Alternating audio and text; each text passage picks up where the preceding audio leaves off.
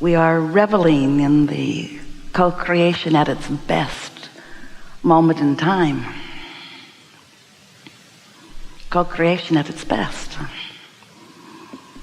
We are extremely pleased that you are here to play with us and to take thought beyond what it has been before. You like that?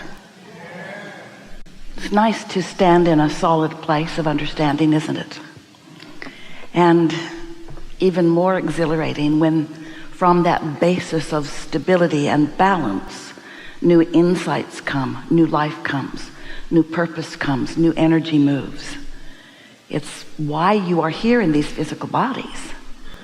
Not one of you said, I want to go into the time-space reality of planet Earth and fix broken things. None of you said that. Because from your vantage point, as you made the decision to focus here, you knew it wasn't broken, it was thriving and is. You knew that there would be variety and contrast that would inspire you with great clarity to more desire. And you understood then that that desire is the summoning point of life, of energy. And with great deliberate intention, you focused yourself here. Once you get here, sometimes it's easy to lose that sense of clarity because the contrast that you knew would serve you overwhelms you. Sometimes the contrast feels too much in any moment in time, and so that's why we enjoy so much coming together like this, because together we can collectively smooth things out, reconnect with who you really are, re-stabilize with the wholeness of who you are, re-identify who you are, help you to remember who you are and why you're here, for the purpose of off you go into the reason you came. And the reason you came is because it's way fun to be here. The reason you came is because life is eternal. You can't cease to be. And focusing in an environment like this is just the best of all life, where contrast inspires you to your personal and important perspective and desire. And then the larger part of you joins you in that decision that you continually make. Sometimes you forget that too. Sometimes you forget that you are leading edge creation. You forget that the variety that you are focused within will inspire or stimulate within you new ideas. And that right there is at the heart of the evolution of everything, of all species, of all understanding, of all knowledge, of all beingness, of all that is. You are on the leading edge of the expansion of all that is. Can you catch a little piece of the appreciation that Source feels for you, for your willingness to be in this role of experiencing variety and coming to your own important decisions and conclusions and desires? So here we are together. You are so much more than you see in these physical clumps sitting on these physical chairs. You are source energy, and sometimes that source energy part of you, from your perspective, takes a back seat. We want it to take a co-equal seat. In other words, we want you to understand the perfect balance between you, who come forth and explore and decide, and those like us, like your inner beings, who remain non-physically focused and not distracted by the contrast. We stand as the beneficiaries of the contrast that you sometimes are distracted by. So when your life helps you to know what you don't want, and therefore helps you to know what you do want, long before you are able to articulate the specifics of what you want, you've been launching rockets of desires in the form of preferences that have given your inner being's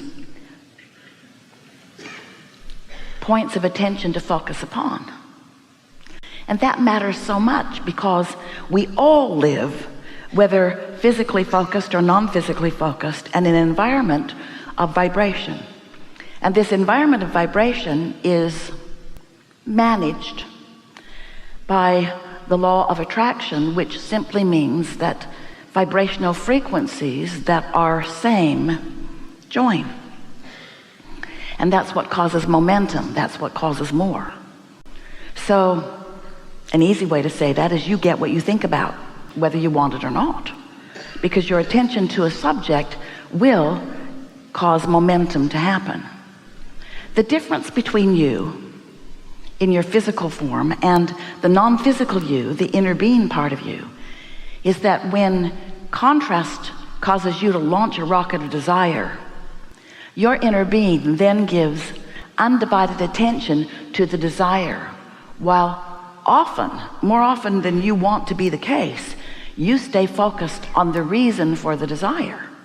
You tend to, as humans, because you've clustered together and confused each other, you tend to want to justify why you want that by pointing out how awful it is or how unfair it is to be experiencing something less than what you want. So you sometimes, without meaning to, hold yourself in a sort of defensive, justifying, pushing against what you don't want position, and your inner being never does. So what happens at the very beginning of you doing what you came to do, which is identifying what you want, at the very beginning of that identification, it's possible, in fact really probable, in fact you do it all the time, for you to split your energy because you've asked for something that you're not focused on. You still are asking. It's sort of like when you want your kids to take the garbage can to the curb and they don't do it, you keep asking them to do it because you believe that if you don't keep harping about it, that they're not going to do it. You don't trust your first request. Your children have served you not well by being so stubborn, because now you treat everybody that way. You don't sometimes believe that because you've asked it is given. Someone should write a compelling book about that. When life causes you to ask, it is given. It is a vibrational certainty.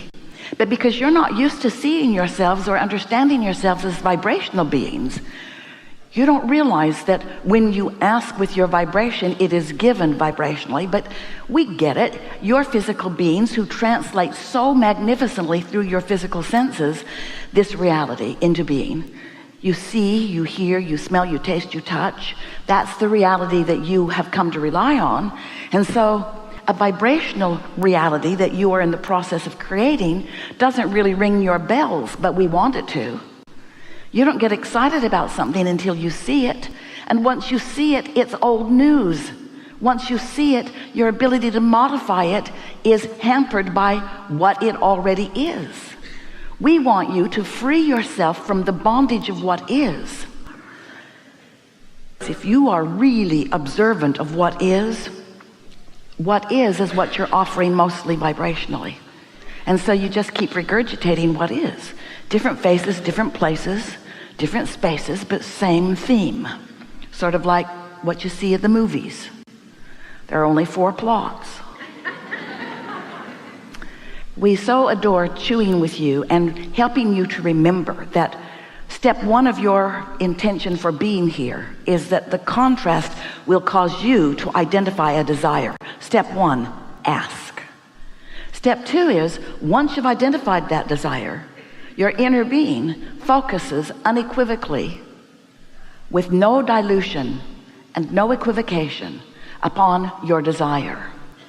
No defensiveness, no explaining, just purely upon what you want. And since the law of attraction is responding to both the physically focused you and the non-physically focused you, there is a potential, in fact it's a sure thing with almost every one of you, that there's going to be splits in your energy from time to time, really often, because of what you're focused upon and the difference between what you're focused upon and what your inner being is focused upon. It would be like having a friend who believes in your ability.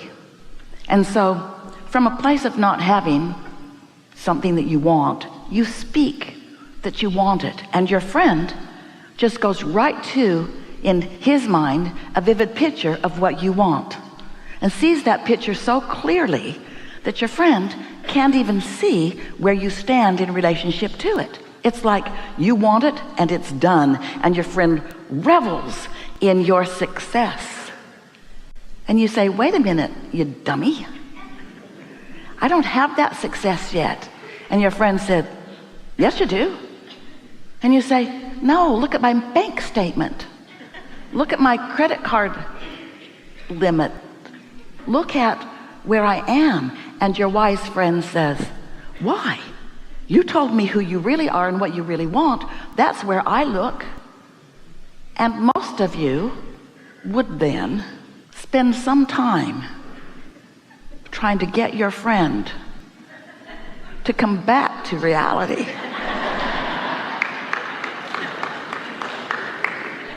But your inner being, who is your friend, will never do that. So your inner being doesn't just believe, your inner being knows who you are.